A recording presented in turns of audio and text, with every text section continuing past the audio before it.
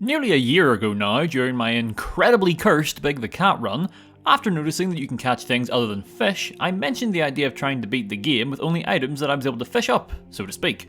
Well, that day is finally upon us, as after mulling over for longer than necessary about what the title of this video should be, I can say today we can finally figure out, can you beat Skyrim with only fishing loot?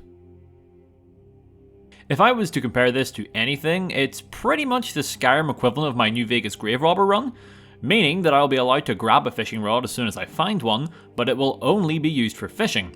I won't be allowed to attack with it. Money is out of the question for this run, as unfortunately, you cannot fish up gold. The argument could be made that I could sell the items I catch for profit and then purchase some goods, but that seems like it would make things far too easy. Now, with all that out of the way, let's begin. Some actual thought went into choosing my race this time around, as I want the one that will have the best passive effects, as I won't be allowed to use their powers for obvious reasons. We will save that for a potential powers only run. The way I see it is I am probably not going to have a lot in the way of defense, so I want something that helps me in that regard. And with that in mind, going with the Dark Elf seemed like a no-brainer. Dark Elves are by nature 50% resistant to all fire-based attacks, meaning I will have an easier time dealing with dragons in the early game. I know Alduin will just use whichever elemental attack is most effective against me, so I don't expect it to help all that much in the late game, but we will cross that bridge when we come to it. I narrowly avoid being gutted like a fish when I sprint through Helgen, not a lot to really talk about, just know that I dropped everything in my inventory as soon as I started, and then only provided distractions and moral support along the way for Hadvar. Once I am free from the fun dungeon, I follow the normal path that is burned into all of our brains by this point, nearly 11 years on, but rather than touch the standing stone, I instead walk down past it to our first fishing spot, which thankfully also comes with a free rod. On the downside, the fishermen here won't leave me alone. Naturally, the first few catches are in fact fish. Who could have guessed? From what I understand, to be able to actually retrieve items from bodies of water, you need to catch every fish first, so the process does require a little bit of patience. Once all the fishies are sitting somewhere in my loincloth, we can get onto the real struggle, which is reeling in useless items like buckets, tankards and tongs, as they seem to be the most common items to find in this incredibly shallow river. After we've cleaned out the lake, we actually find our first useful item, that being some iron boots. For the start of the game, that's not too bad, so I make sure to equip them right away. Armor's good and all, but I can't get very far without a weapon, so going back into the sea once more, and after a few less than ideal catches, I managed to snag myself an ancient Nord war axe. That's good enough for me, so I take my axe and put it to good use as I make my way for Embershard Mine to not only teach the bandits a lesson and increase my skills, but there's another fishing spot inside the cave, and I'm curious as to what we'll find there. The bandits in said mine are of little concern as they all go down with a good few swings, which is to be expected given that this would naturally be the first combat encounter you might stroll into outside of the tutorial. Once the last of them gets cut down like the flesh trees that they are, I sit down and get right back to fishing. So going forward, I don't think you want to hear about all of the useless junk and fish that I managed to obtain, so I'll just mention the items that will be of some use to me. I get more armor in the form of hide boots and a helm, which is good enough for me. Any protection is better than being naked after all. I get another set of iron boots, which may as well be dead weight, as well as an enchanted ring that unfortunately only improves our smithing, and seeing how I doubt we'll get any iron bars in our fishing escapades, the ring might as well just be for show. It's not all bad news however, as I do manage to reel in an even better weapon, that being an ancient Nord warhammer. You know me, two-handed melee is my preferred method of transporting people to Sovngarde, so that's going to be my primary weapon going forward. Leaving the cave, I make a brief pit stop in Riverwood to do what else but fish. Nothing worth noting this time though, I do get 2 more hammers, which is certainly something. For now, I just put fishing on hold and figured I have a good enough weapon that making my way up the mountain and towards Bleak Falls Barrow should be rather straightforward. The starter bandits waiting by the tower proceed to be just what I needed, as after crushing a few skulls, I was able to gain enough experience to hit level 2. There was a moment when I considered increasing my stamina, as I'm using a heavy weapon after all, but I quickly realised that if I'm only going to have these boots and a helmet for the run, then hard focusing on health would probably be the safest bet. As for where I put my perks, simple. Every single one went into the two-handed skill tree. It's a good offense and all that. Continuing to barbarian my way through the bandits in and around the barrow, I hit my first snag of the run when I come face to face with a giant frostbite spider. This is not a hard fight, and I should not have died here. Sadly though, them's the breaks. I have been playing far too much New Vegas. Anyway, attempt number 2, and I put the squishy thing inside my bone mech to good use, and completely pummeled the spider into a much deserved grave. The Draugr are about as brain dead simple as the bandits, so plenty more broken bones to go around. So much so I leveled up once more, and as mentioned, it's all just about more raw power. Definitely over-leveled for the rest of the dungeon. I easily swat away the last of the Draugr, including the Overlord, who doesn't get to land a single hit on me, thanks to the age-old trick of abusing his wake-up animation. Next up, I make my way to Dragon's Reach and make a rather concerning discovery. I cannot cook any of the fish. Turns out you actually need salt to cook them, which I understand, but like, just let me hold the thing over the fire like it's RuneScape and I'm all good. Nothing can be done about it though, so I suppose it's off to fight the first dragon, which was certainly an enlightening experience. What I mean by that is it's weird being in a situation where I actively want the dragon to breathe fire on me, as it's a much better alternative to being bitten. As you can see, I can easily tank the flames, but as soon as he catches me with a physical attack, I'm essentially already dead. This is where the uncookable fish issue really rears its ugly head, as without the ability to cook them, they only heal me for 2 points apiece, and seeing how they are my only way of healing in combat, that's a problem. Because of this, the dragon is able to get the best of me on a few occasions. I don't like doing it, but the easiest way to get by is just letting Earlith and the guards take the aggro, and then whenever he's distracted, I walk up and smash in his kneecaps. It's not a very honourable way to win a fight, but I cannot deny that it gets results. With the dragon dead and flayed, it's off to meet the Greybeards, and we are taking the scenic route this time, as without any gold, I have no way to fund my medieval Uber drivers. I take the time on the trip to stop in a few caves for some more bandit slaughtering, as the higher my two-handed skill is, the better. The first distraction was White River Watch and its unique blind variant of bandit. Nothing too spectacular, even their leader is defeated by the combined might of longer arms and a table. Unfortunately, right after I left, I was bitten by a rat and contracted ataxia, which means it will now be 25% harder to pickpocket and pick locks. Oh no! Anyway. I also paid the bandits at the Valtheim Towers a visit, as it's kind of hard not to when one of them tries to attack me just for walking past. The hammer continues to do work though, and before long I'm overlooking a bandit-free tower. By this point I'm feeling a little overconfident with the hammer, and decide to test my luck against a giant, arguably one of the most difficult creatures to fight at my current level. I do manage to land a hit, and it does alright damage, and I even masterfully dodge his counter with a well-timed jump. That skill didn't last long though, as his very next attack was so strong that it not only launched me to the moon, but it also made me equip my fishing rod.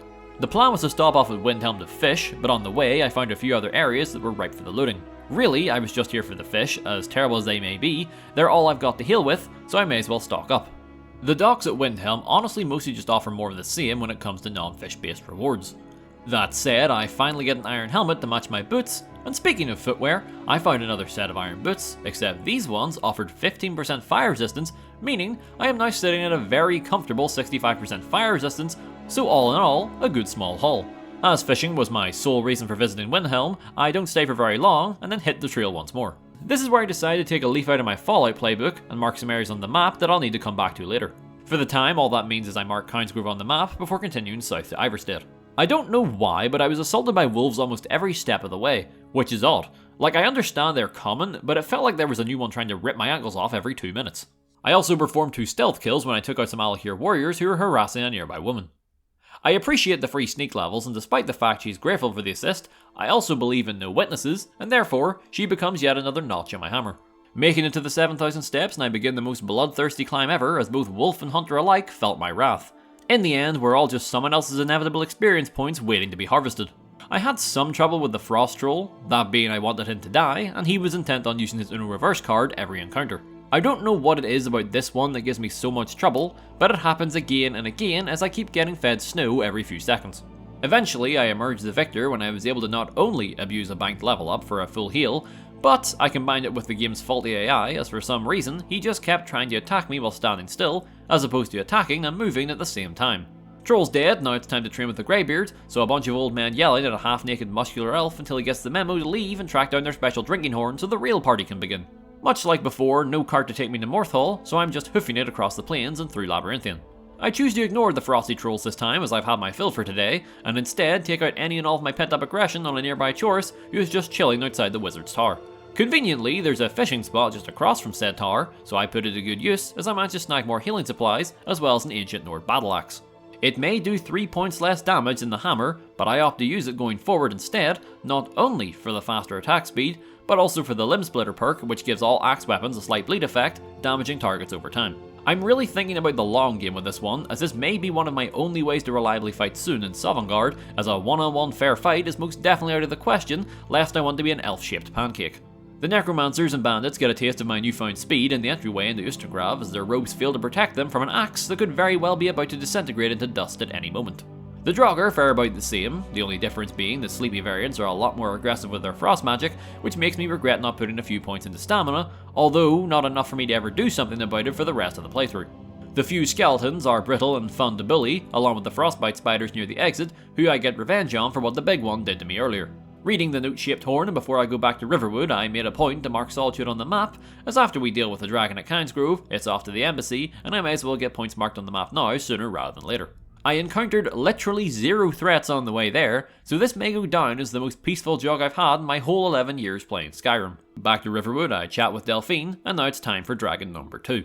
Fortunately, just like the Draugr Overlord in Bleak Falls Barrow, the dragon needs to finish a specific animation before he can fight back. This means that I can of course just wheel on him and get in a lot of free hits with no fear of being deaded. What's odd about this encounter is despite the fact I am clearly doing the most damage to him, and I'm easily the biggest threat, he never turns around to attack me, but rather focuses all of his might on Delphine the Unkillable. I mean, it works for me. I was worried this was going to be worse than the first dragon encounter, but this was an absolute breeze.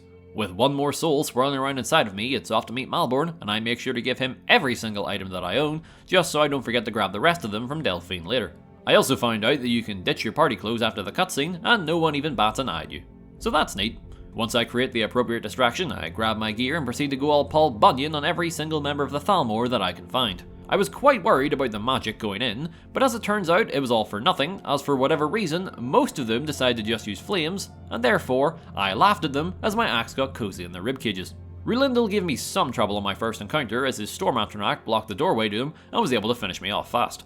Thankfully, on the very next attempt, I just made sure to rush him down first and was able to take him out rather easily before he could make any real use of his rock friend. The rest of the embassy went as normal. More murder, followed by Malborn's rescue and untimely demise. With my short-lived career as a spy over, it's now off to Riften to find Esbern, and in a cruel twist of fate, I somehow didn't mark Iverstead on the map earlier, meaning I've got to run all the way to Riften from Kynesgrove. Realistically, it's not that far, it's just annoying. On the bright side, I was attacked by another dragon. I should clarify this is good as it's basically free experience with all of my fire resistances. The soul is pretty much useless to me though. After the dragon, I decide to tackle something a little stronger. That's right, I'm trying to fight a giant again. That said, I picked on the weakest one I could find, who was mourning the death of his mammoth. I was able to pull off 2 sneak attacks as he forgave me after the first when I lowered my weapon, and from there some swings of the axe along with a single guard break was enough to put him down for good. I'll be honest, don't really feel good about that one, but in the end, XP is XP, so we take what we can get. More wolves, rats and all sorts assault me on the road to Riften, but none of them managed to slow me down, and before long I am skulking around the sewers like it's the Oblivion intro. The handful of named NPCs are no match for Axe, and now it's on to escorting old man Esbern to safety as the Thalmor are hot on my heels after the whole purging I did in their embassy. Esbern can handle himself of course, and as mentioned before, the Thalmor are so determined to burn me to death for whatever reason that they never once stop to think about the fact they are fighting the only race with a natural resistance to fire. I enjoy the fast travel loading screen back to Riverwood before I set off yet again to walk over to Karthspire. I haven't done this amount of walking in a video game since my 90-hour playthrough of Death Stranding. We can count it as experience though before the inevitable can you beat Skyrim while being chased by the courier run.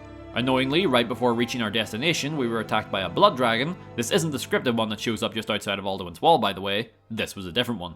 As mentioned, fire I can handle, but the blood dragon could one-shot me with just about any of its attacks, thanks in large part to the fact that it also has frost breath, which is truly wonderful. After a few attempts, I realised I was just waiting for Esbern and Delphine to kill it, and considering I don't need the soul, there is no point in me hanging around, so I just booked it for Karthspire. The Forsworn are just bandits with a really bad taste for fashion, so just like their counterparts, they don't survive more than a few swings. After getting the info from the wall, it's back to the Greybeards to be yelled at some more thanks to only now returning the horn, and then Arengeir throws a brief hissy fit when I tell him that I want to talk to his manager. Before getting ahead of myself though, as is tradition, I made my way for Septimus so I could grab the scroll now before Paarthurnax makes me come back here and do it to save time on the backtracking. Some of the Thalmor proved difficult when they attacked me in groups, but if I could fight them one-on-one, then there was usually no issue. The Dwarven robots though? Yeah, they still killed me in one hit no matter what I tried, so I just decided it was best to ignore them. Had to save the stamina for that incredibly taxing puzzle after all. Once the scroll was in my possession, I went back to fish once more for food, as I'm about to fight Alduin, and I will need whatever advantages I can get. Sadly, after fishing for quite a while, I was never able to get any better weapons or armor, so the Ancient Nord axe, iron boots and helmet are seemingly what I'll have for the rest of the run. No point delaying the inevitable, so I made my way to the top of the throat of the world and got ready to face what is usually the hardest fight in any of these runs. To be honest, it wasn't that bad. I mean, yeah, he still killed me, don't get it twisted, but compared to some other runs where I have literally been here for close to 20 minutes, this was honestly a cakewalk by comparison. The strategy was 2 swings with the axe, bait out an attack, guard break said attack, and then get in another 2 hits before he flies away. The raining fireballs are of course no issue, so my attention can be focused on Alduin at all times. If I did get badly injured, then I could just run behind the stone wall as it cannot reach you there. The fish helped speed up the healing process a little bit, but not by much. After I healed up the final time, I just decided to charge him and was able to take him out before suffering any more major damage. With that, it's on to the endgame, meaning the Peace Council rages on while I do something else off screen to kill time. With the council members begrudgingly willing to set aside their differences for like an hour, I head on down to Whiterun, call Udaving, trap Udaving, and then release and ride Udaving all the way to the final mission. Stop me if you've heard this before, the Draugr at Skuldafn are pushovers, and all get axed to leave the mortal world and sent straight to Sovngarde. Speaking of Sovngarde, I skip right into the portal with ease, and as mentioned about 5-10 minutes ago, it's time to put Limb Splitter to good use against Sun. First attempt I get overzealous, and I die.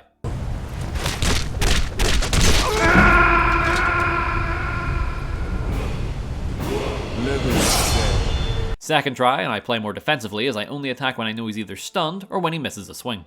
He does manage to land a pretty deadly blow, but I was fortunate enough that it didn't result in an actual death blow, and Limb Splitter, combined with one good hit on his block, lowered his health just below the threshold, allowing me to proceed on with a crumb of health. You cannot use the wait function in Sovngarde for whatever reason, so I need to manually wait for my health to heal over time by itself. Luckily for me, the Warriors 3 really like to talk about stuff that no one cares about, giving me just enough time to get back to max health before the final showdown. Like every playthrough, this fight is easier than the last due to the forced backup. That said, I had the closest brush with death in the entire run when Alduin hit me point blank with his Frost Breath. I only survived this as I managed to level up in the middle of it all and recharge my health back to full.